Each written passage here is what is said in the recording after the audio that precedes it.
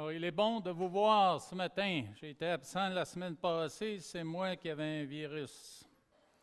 Alors, il semble que nous sommes pas beaucoup atteints là, ces temps-ci.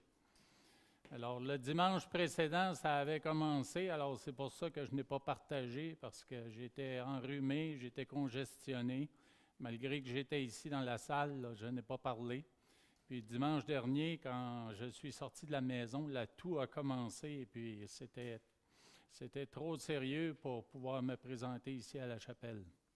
Alors, c'est bon pour moi d'être ici ce matin. J'apprécie énormément cette opportunité, encore une fois, d'ouvrir la parole. Et je remercie Jonathan pour son message de dimanche dernier. Alors, c'est vraiment très apprécié. Non seulement le contenu du message, sa présentation, mais aussi le fait que nous pouvons prendre un repos supplémentaire. Là. Alors, Jonathan, sens-toi bien libre de te porter volontaire. Ouais.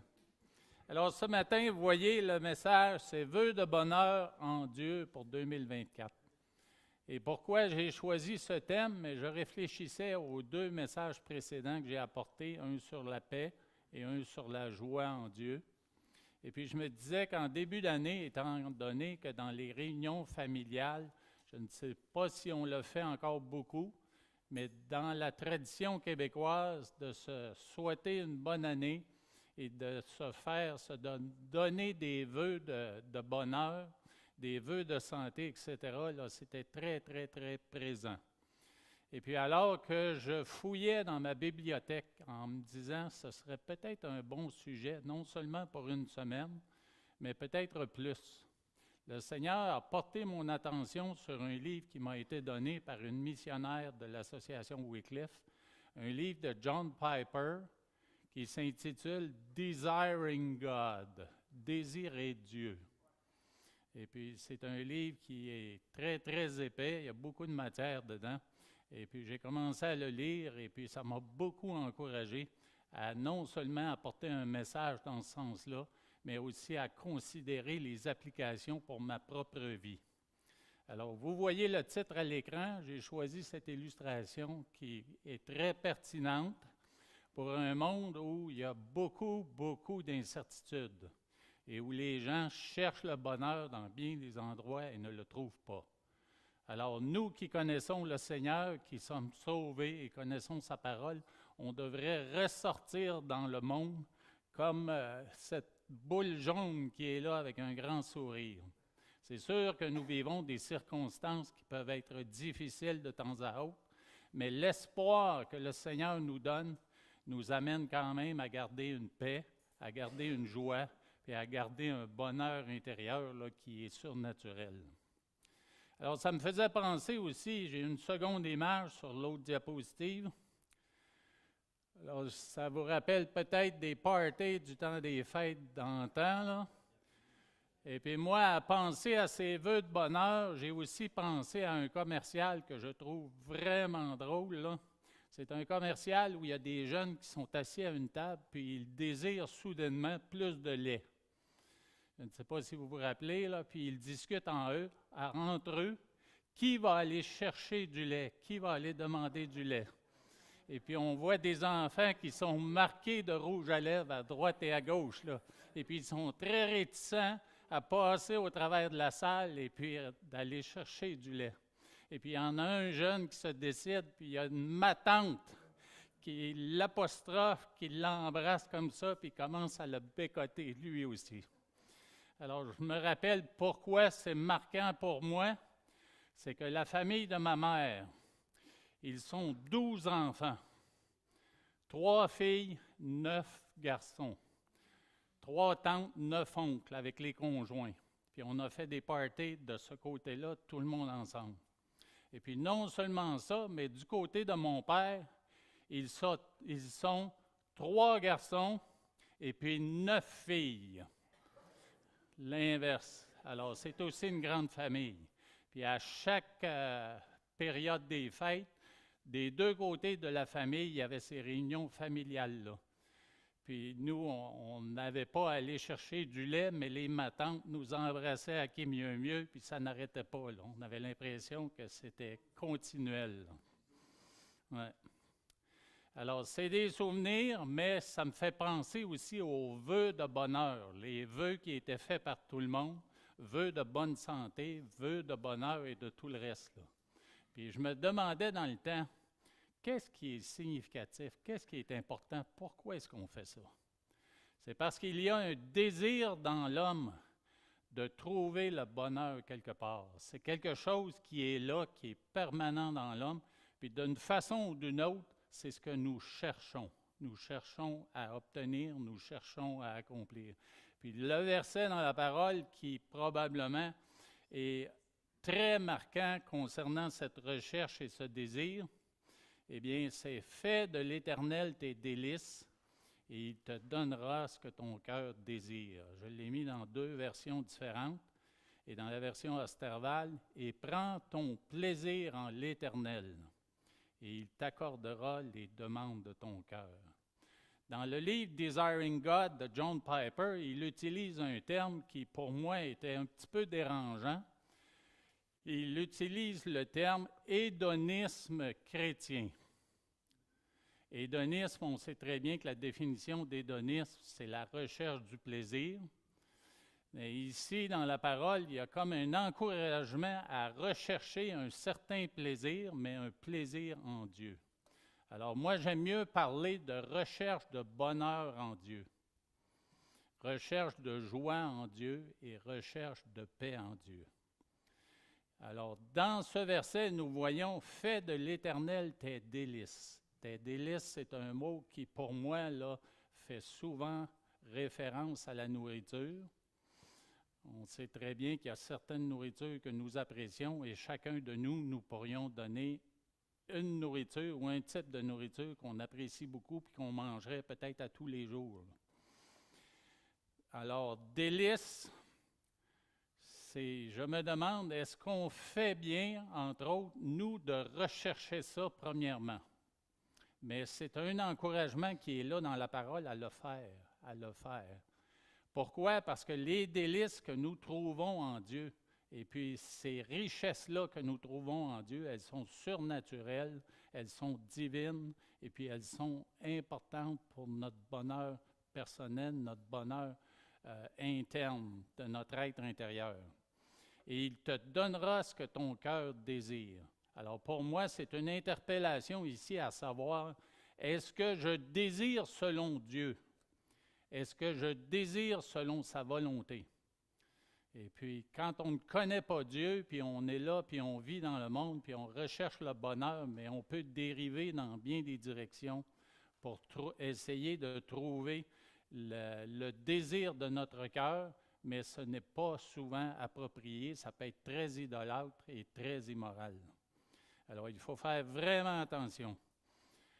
C.S. Lewis, dans un texte qui s'intitule « The Last Battle », la dernière bataille, il a dit ceci: « Il y a une sorte de bonheur et d'émerveillement qui nous rend très sérieux. Il y a une sorte de bonheur et d'émerveillement qui nous rend très sérieux. » Alors, dans la poursuite de Dieu et dans la poursuite du bonheur, il y a, même si ça apporte une joie intérieure, il y a quelque chose qui est là et qui est très, très sérieux et on doit s'y appliquer. Alors, on sait très bien que le bonheur existait au commencement, quand Dieu a créé le monde. Et puis dans Genèse, on voit plusieurs reprises, d'ailleurs on le voit 6 fois mentionné que cela était bon. C'est qu'à chaque jour que Dieu avait créé des choses, on pourrait lire le texte, Dieu appela le sec terre, et il appela l'amas des eaux mer. Dieu vit que cela était bon. La terre produisit de la verdure, de l'herbe, portant de la semence, selon son espèce, et des arbres donnant du fruit, et ayant en eux leur semence selon leur espèce. Dieu vit que cela était bon. Pour présider au jour et à la nuit, et pour séparer la lumière d'avec les ténèbres, Dieu vit que cela était bon. C'était les luminaires, la création des luminaires. Dieu créa les grands poissons et tous les animaux vivants qui se meuvent et que les eaux produisirent en abondance selon leur espèce. Il créa aussi tout oiseau ailé selon son espèce. Dieu vit que cela était bon. Dieu fit les animaux de la terre selon leur espèce, le bétail selon son espèce et tous les reptiles de la terre selon son espèce. Dieu vit que cela était bon. Et puis finalement, après avoir créé l'homme et la femme, il dit ceci, Dieu vit tout ce qu'il avait fait et voici, cela était très bon. Alors on peut s'imaginer dans un monde parfait, sans péché, sans maladie, sans mort, sans virus. Eh bien, les gens vivaient un parfait bonheur. Adam et Ève, pendant un court temps, ils ont vécu un parfait bonheur. Alors, il y a une réalité qui nous est promise dans la fin des temps, alors que le Seigneur va revenir, mettre fin au mal, mettre fin au péché, mettre fin à la mort et aux maladies et tout le reste. Mais il va y avoir un bonheur éternel qui va se réinstaller. Mais en attendant, le bonheur, il est perdu. Il a été perdu dans Genèse chapitre 3, alors que Adam et Ève ont désobéi à Dieu. Et puis on voit les conséquences en jugement prononcés sur le serpent, prononcés sur Ève et prononcés sur Adam. Et puis on dit au verset 22, 23 et 24, « L'Éternel Dieu dit, Voici l'homme est devenu comme l'un de nous, pour la connaissance du bien et du mal. Empêchons-le maintenant d'avancer sa main, de prendre de l'arbre de vie, d'en manger et de vivre éternellement. » Et l'Éternel Dieu le chassa du jardin d'Éden pour qu'il cultivât la terre d'où il avait été pris. Et bien sûr, le jugement sur Adam, c'est que cette culture de la terre allait à partir de ce moment-là être beaucoup plus difficile. C'est ainsi qu'il chassa Adam et il mit à l'orient du jardin d'Éden les chérubins qui agitent une épée flamboyante pour garder le chemin de l'arbre de la vie. Séparation d'avec Dieu, enlèvement de ce bonheur qui était là pour Adam et Ève, bonheur de vie en relation avec Dieu, bonheur de vie l'un avec l'autre, bonheur de se reproduire et d'avoir une famille sans difficulté, sans problème, bonheur même de vivre et de côtoyer des animaux qui aujourd'hui sont dangereux. Alors Dieu, dans son jugement, il a enlevé ce bonheur-là qui était éternel de la terre, et puis nous nous retrouvons même aujourd'hui dans des conditions où, oui, nous vivons des petits bonheurs, mais ce n'est pas un bonheur permanent et un bonheur grandiose, surnaturel, tel que Dieu l'avait entendu pour les hommes. Alors le bonheur peut être retrouvé temporairement.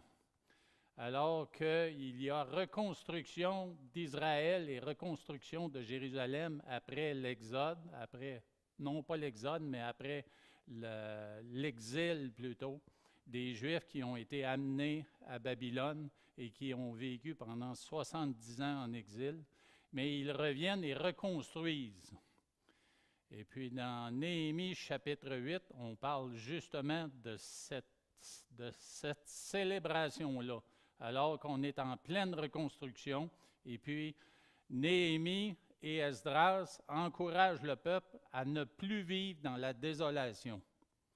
Néhémie, le gouverneur, Esdras, le sacrificateur et le scribe, et les Lévites qui enseignaient le peuple, dirent à tout le peuple, « Ce jour est consacré à l'Éternel votre Dieu.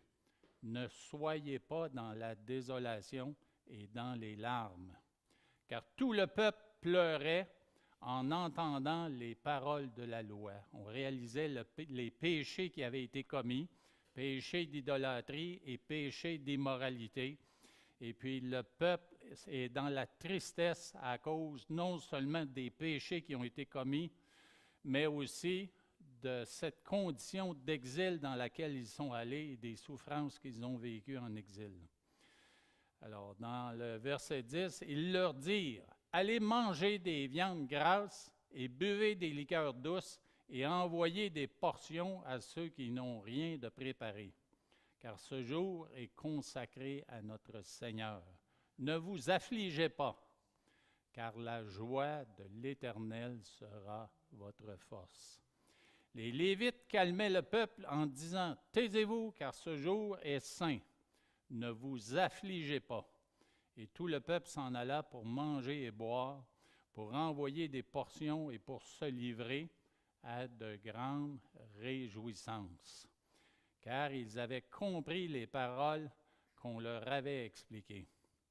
Alors, il est possible pour nous aujourd'hui, malgré les difficultés, maladies dans le corps, problèmes financiers, problèmes de toutes sortes, il est possible pour nous de trouver des bonheurs qui ne sont peut-être pas permanents et continuels, mais des bonheurs que je considère comme des clins d'œil de Dieu.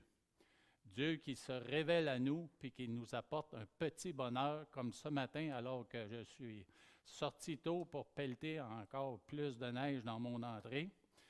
Hier, on a eu toute une bordée, n'est-ce pas? Chantal dit merci au Seigneur parce qu'elle aime un hiver blanc. Mais moi, quand je l'appelle, je me dis « Ah, Chantal, c'est de sa faute! » Mais ce matin, je pelletais encore plus, puis Dieu m'a fait un clin d'œil. Il y a un lapin qui est venu courir dans la rue devant moi, là, à quelques reprises, des allées et des venues. Là. Et puis j'ai entendu, vous savez que je suis un amateur d'oiseaux, j'ai suivi quelques cours d'ornithologie. J'ai entendu le chant d'un cardinal. N'est-ce pas un beau chant que le chant d'un cardinal? Non seulement cet oiseau-là, il est beau à voir, mais il est beau à entendre. Alors, ce sont des petits bonheurs qui nous permettent de glorifier Dieu. Alors, quand on dit de se réjouir en Dieu et de glorifier Dieu, c'est dans ces petites fenêtres-là de bonheur qu'il nous ouvre de temps à autre, afin que nous puissions nous réjouir et que nous puissions le glorifier. Alors, c'est certain que oui, notre corps vieillit, puis il y a des changements dans nos corps qui nous amènent plusieurs difficultés. C'est souvent un mélange de douleur, mais en même temps de bonheur. C'est ça la relation avec Dieu. La vie, elle est difficile, mais Dieu est toujours bon. Dieu est toujours bon. Alors, il y a, oui, en ce monde, il y a dévastation, mais il y a aussi des plaisirs avec lesquels cette dévastation va cohabiter. Ça arrive dans nos vies personnelles, ça arrive dans une communauté chrétienne et ça arrive dans la société, bien sûr. Dans 2 Corinthiens, chapitre 6, nous avons Paul qui écrit à propos de justement cette cohabitation-là, de dévastation de mal et cohabitation de bien. Et on sait très bien à quel point Paul vivait sa vie en Dieu, il la vivait en Christ, il était intimement en relation avec son Seigneur et Sauveur. Et puis il dit ceci, « Nous ne donnons aucun sujet de scandale en quoi que ce soit, afin que le ministère ne soit pas un objet de blâme. Mais nous nous rendons à tous égards recommandables, comme serviteurs de Dieu, par beaucoup de patience dans les tribulations, dans les calamités, dans les détresses. » Alors, il admettait que oui, la vie n'était pas facile, puis il donne des détails, sous les coups, dans les prisons, dans les troubles, dans les travaux, dans les veilles et dans les jeûnes. Alors, il y a des éléments ici que nous avons vécu et que nous vivons peut-être encore, mais nous ne sommes pas encore sous les coups, dans les prisons et dans certains troubles. Mais il y a de nos frères et de nos sœurs chrétiens dans le monde qui le sont.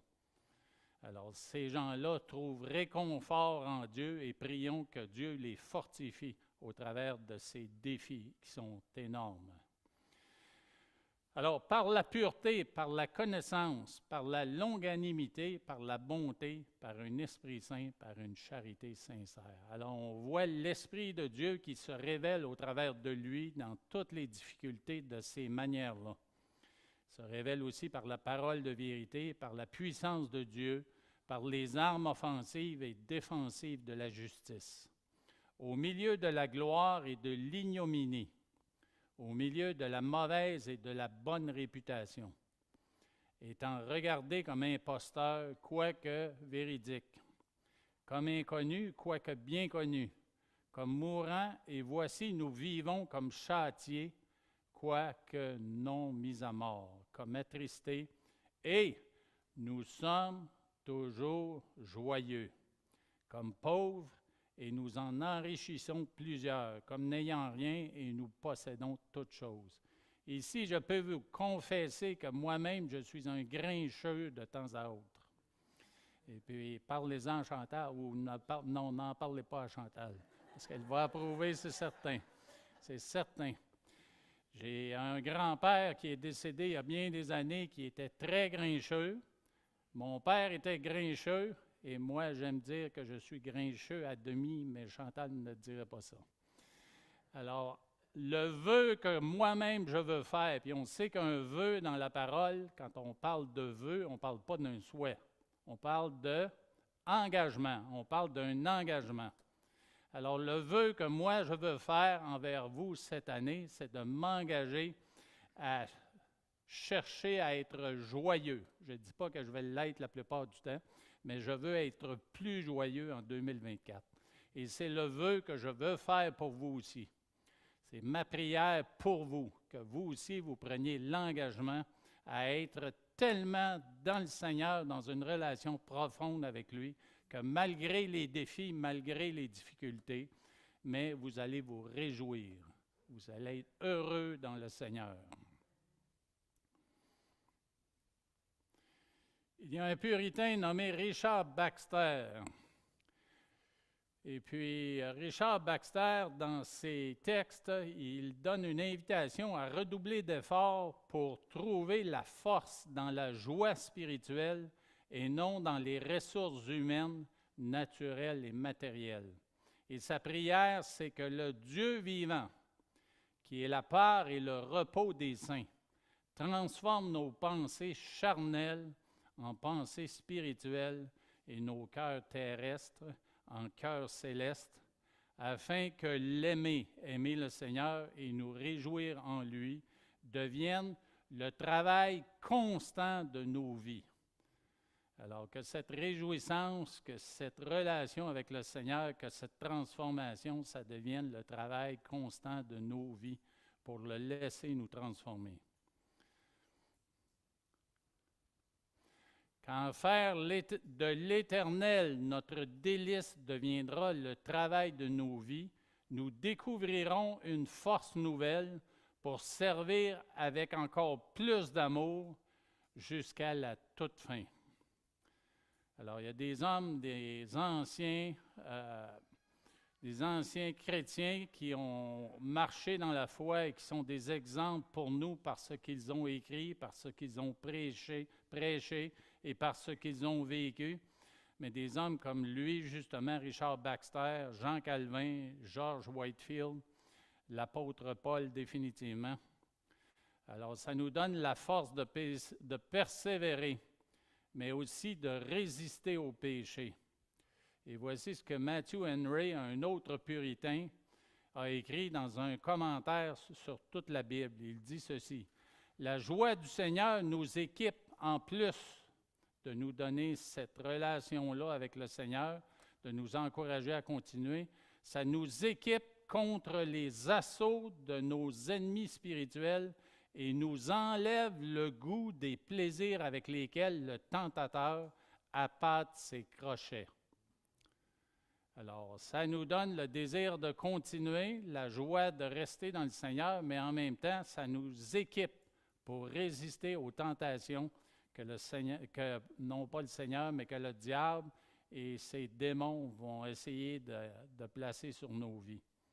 La supériorité de la satisfaction d'une relation profonde avec Dieu est la solution contre toutes les tentations. Dieu doit demeurer dans nos vies celui qui est glorieusement le plus satisfaisant. Il y a un credo qui a été écrit il y a bien longtemps. Je vous l'ai écrit en anglais parce que c'est la version originale. Vous voyez, « The chief end of man is to glorify God and enjoy Him forever. Je l'ai traduit par la fin principale de l'homme. Entre parenthèses, c'est l'objectif. La fin principale, ça sonne drôle un peu, mais c'est l'objectif de l'homme est de glorifier Dieu et de trouver plaisir en lui pour toujours. Alors, remarquez que dans la version anglaise, puis je l'ai traduit en français aussi au singulier, dans la version anglaise, the chief end, c'est au singulier. Il n'y a pas de S à la fin de ends. Alors, ça ne veut pas dire, cette phrase-là, que ce sont deux choses séparées, mais ce sont bien deux choses qui sont le même objectif. Glorifier Dieu et l'apprécier. Glorifier Dieu et trouver notre plaisir en lui, c'est deux choses qui sont comme ça, unies comme ça. Ce n'est pas deux choses séparées. C.S. Lewis a écrit ceci, que le Seigneur ne trouve pas nos désirs trop forts, mais il les évalue trop faibles. Nous avons tendance dans la vie chrétienne à considérer, désirer quelque chose pour notre bonheur personnel, à considérer ça comme étant tabou, considérer ça comme étant pas nécessairement la volonté de Dieu. Mais ce désir-là de trouver le bonheur, de trouver la paix et la joie, mais c'est Dieu qui l'a placé en nous. Puis il est possible, quand nous sommes en étroite relation avec lui et que c'est lui qui dirige nos pas par sa volonté, mais il est possible d'œuvrer dans le Seigneur et en même temps trouver un bonheur qui est personnel. Il y a des gens qui sont partis qui ont tout délaissé pour servir le Seigneur, puis ils ont trouvé un bonheur incroyable en servant le Seigneur dans toute sa volonté. Il y a quelques versets dans la parole, dont celui-ci, on dit « Soit donc que vous mangiez, soit que vous buviez, soit que vous fassiez quelque autre chose. Faites tout pour la gloire de Dieu. » Alors, il est possible dans ce que nous faisons et ce que nous apprécions, ce qui nous apporte un certain bonheur, en autant que ce soit selon la volonté de Dieu, que ce ne soit pas un péché, bien sûr, mais il est possible de glorifier Dieu et en même temps de trouver nous-mêmes une joie intérieure et de nous réjouir en faisant ça. Je peux vous dire qu'au mois de décembre, quand nous avons eu notre temps de communion fraternelle, notre dîner communautaire de Noël, quand on s'est réunis, la nourriture était bonne. Et puis on apprécie la bonne nourriture. Mais c'est faire la volonté de Dieu dans une situation comme celle-là, de nous réunir ensemble, que notre corps apprécie la nourriture, en autant qu'on respecte les quantités raisonnables, mais en même temps, on glorifie Dieu parce que ça renforce les liens qui nous unissent dans la famille de Christ. Alors, il est possible de faire les deux, trouver notre bonheur personnel et en même temps glorifier Dieu. Un autre passage qui est encore, je pense, plus évident. « Au reste, mes frères, réjouissez-vous dans le Seigneur. Je ne me lasse point de vous écrire les mêmes choses et pour vous cela est salutaire. Réjouissez-vous toujours dans le Seigneur. Je le répète, réjouissez-vous. » Alors, ce que vous faites, faites-le pour le Seigneur, puis sans vous laisser tenter par des péchés que le diable veut placer sur vos vies, mais laissez-vous aller dans les choses que vous appréciez. Une chose que j'aime beaucoup, moi, c'est faire un peu de rénovation, un peu de bricolage. Je regardais cette semaine certaines vidéos sur Internet, puis je voyais des hommes qui présentaient des trucs de bricolage et qui présentaient aussi des œuvres qu'ils ont faites eux-mêmes. Puis on voit que dans le travail qu'ils font, on voit qu'ils aiment ça, ils investissent du temps, puis c'est très méticuleux, et puis c'est très beau, et on voit qu'ils ne sont peut-être pas chrétiens, mais s'ils étaient chrétiens, ils pourraient dire « Gloire à Dieu pour les dons et talents et les connaissances qu'il me donne ». C'est un peu la même chose que moi je fais quand j'ai l'opportunité d'aider un frère, une sœur, ou même des gens autour de moi, des voisins, des non-croyants. mais je dis toujours gloire à Dieu pour l'opportunité, l'expérience, la connaissance et les talents qu'il m'a donnés. Alors, glorifier Dieu et se réjouir dans quelque chose qu'on aime, ça va de pair. C'est pour ça que si on change, un autre verset plutôt, là, réjouissez-vous dans le Seigneur, je le répète, réjouissez-vous, qui a été amené en chant, là, bien sûr. Alors, si je reprends le vieux credo chrétien, mais on peut le changer en changeant le « and » qui est « et » en français. On peut le changer par « en » français ou « by » en anglais. The chief end of man is to glorify God by enjoying Him forever. La fin principale de l'homme est de glorifier Dieu en trouvant toujours plaisir en lui. Alors, ça montre de manière encore plus évidente à quel point les deux choses sont ensemble, on ne peut pas les séparer.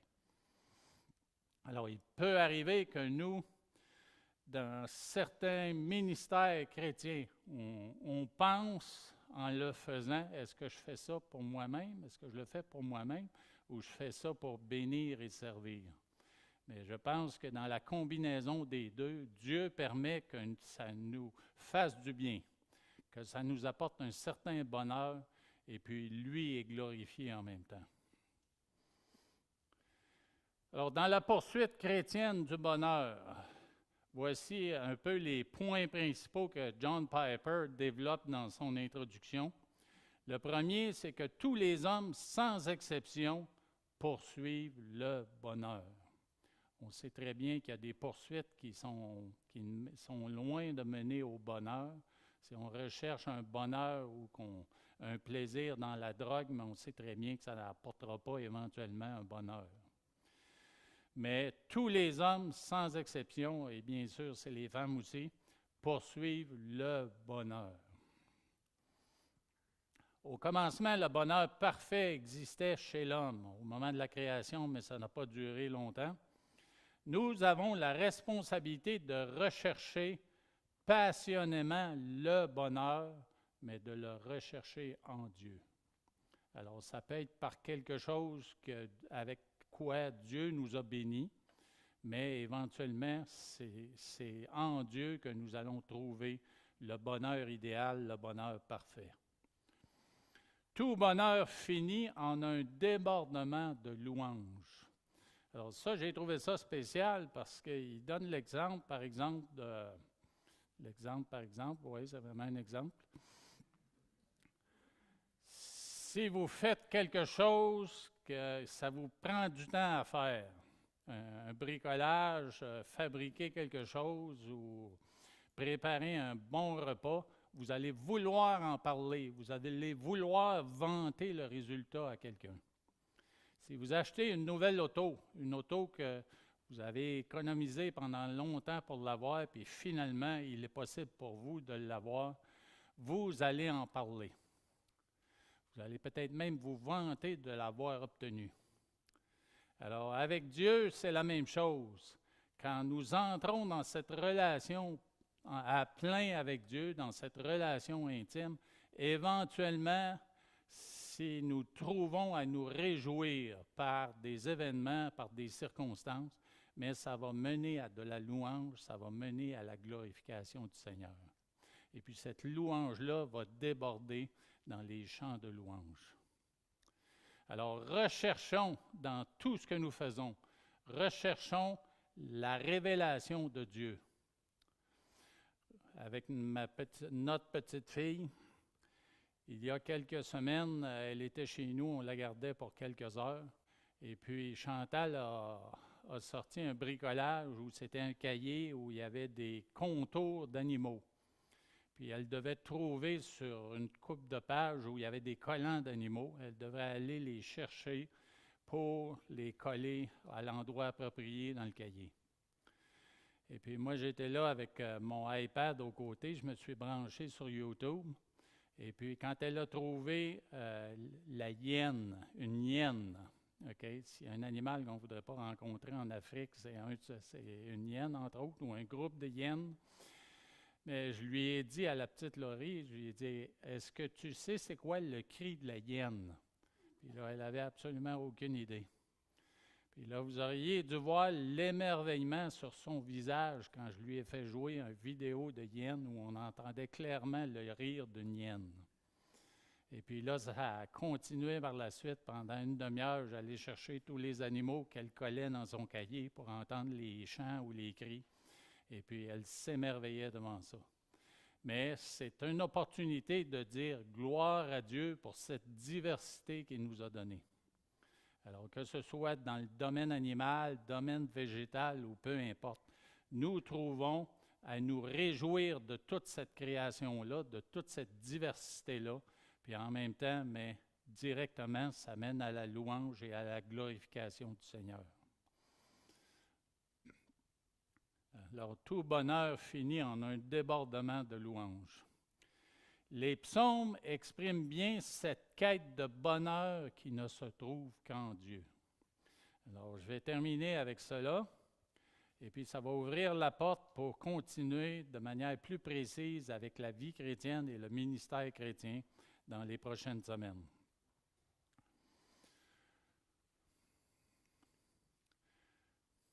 Le premier verset, bien sûr, c'est notre verset thème pour aujourd'hui. « Fais de l'Éternel tes délices et il te donnera ce que ton cœur désire. » Alors, il y a cette idée-là de rechercher ces délices-là dans la relation avec le Seigneur.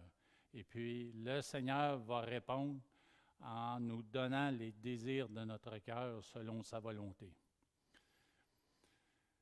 Dans le psaume 42:2, « Comme une biche soupire après des courants d'eau, ainsi mon âme soupire après toi, ô Dieu. » Alors là, c'est vraiment évident. Là, on a des images à l'esprit de ces animaux qui, par un été, par exemple, torride, un été très chaud, là, qui vont rechercher un courant d'eau pour s'abreuver.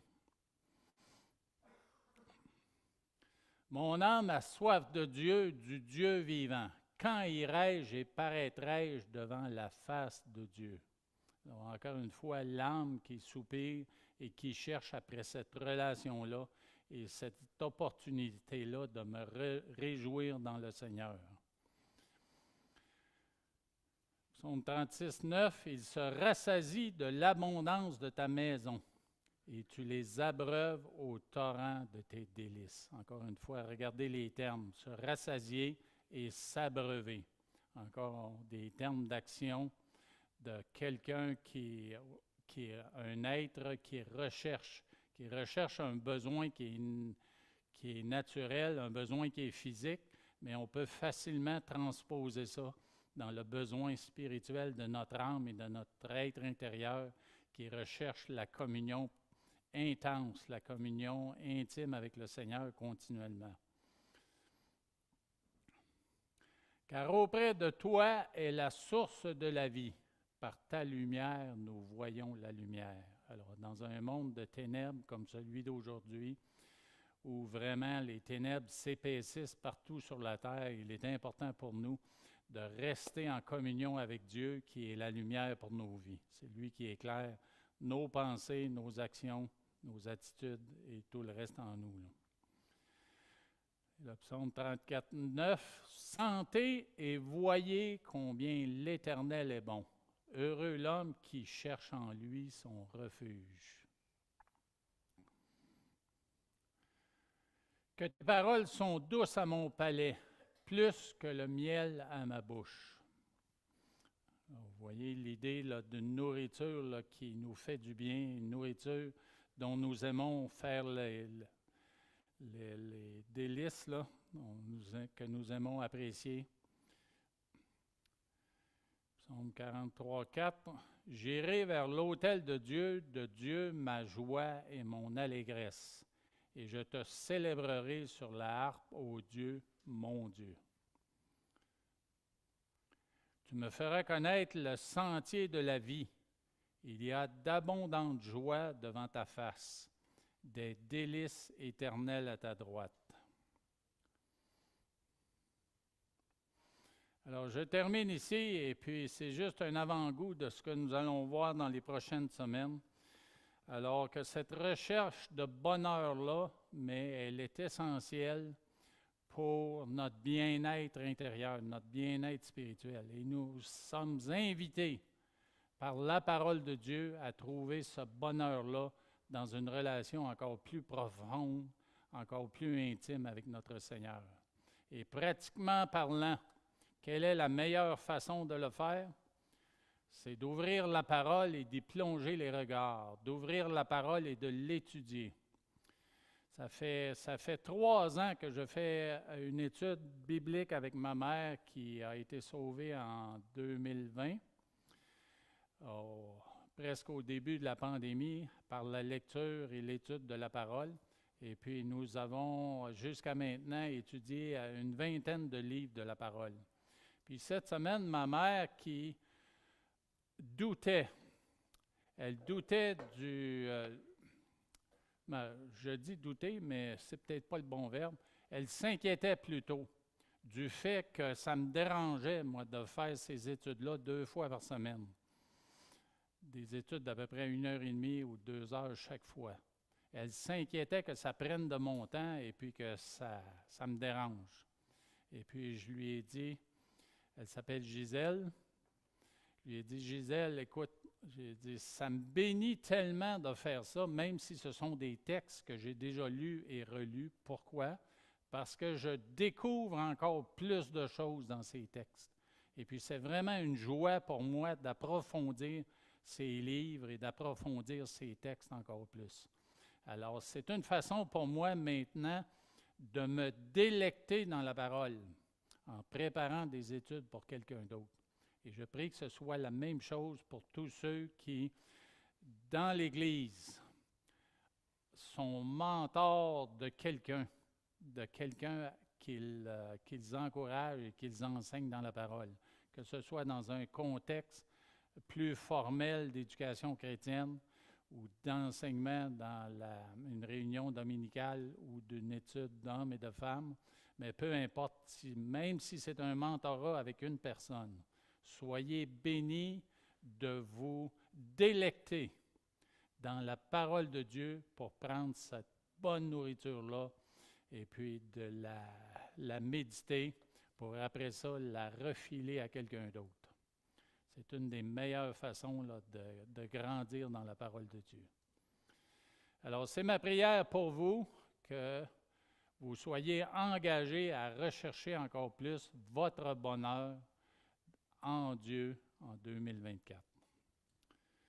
Père Céleste, nous te remercions parce que ta parole, c'est une source de vérité, c'est une source de sagesse qui dépasse n'importe quelle autre source de connaissance ici sur cette terre. Merci pour Jésus qui est venu il y a 2000 ans confirmer les textes de l'Ancien Testament et toutes les prophéties qui le concernaient, concernant sa naissance, concernant sa vie, concernant sa mort et sa résurrection. Et merci pour ces promesses que nous avons pour le futur, d'un Dieu Seigneur qui va revenir régner pendant 1000 ans sur la terre avec une verge de fer avant qu'il y ait une recréation complète de tout l'univers, dans lequel nous allons pouvoir nous réjouir et avoir enfin ce bonheur éternel, cette relation parfaite avec toi. En attendant, nous savons que oui, nous pouvons vivre certains bonheurs dans la communion avec toi, dans la parole et dans la prière, et même dans le service que nous faisons pour toi. Donne-nous la sagesse, ô Dieu Tout-Puissant, de nous réjouir en toi continuellement, afin que toi seul sois glorifié. C'est dans le nom de Jésus que nous prions. Amen. Frères et sœurs, soyez bénis. Passez une bonne journée.